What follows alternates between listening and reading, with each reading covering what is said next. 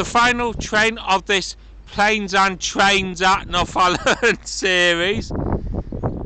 Looks to me like a Lumo Trains 803 heading to King's Cross.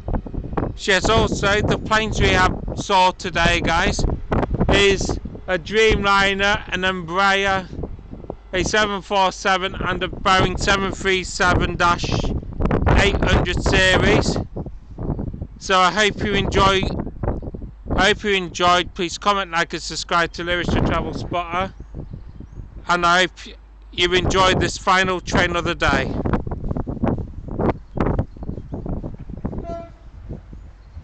Hey! From 803 105.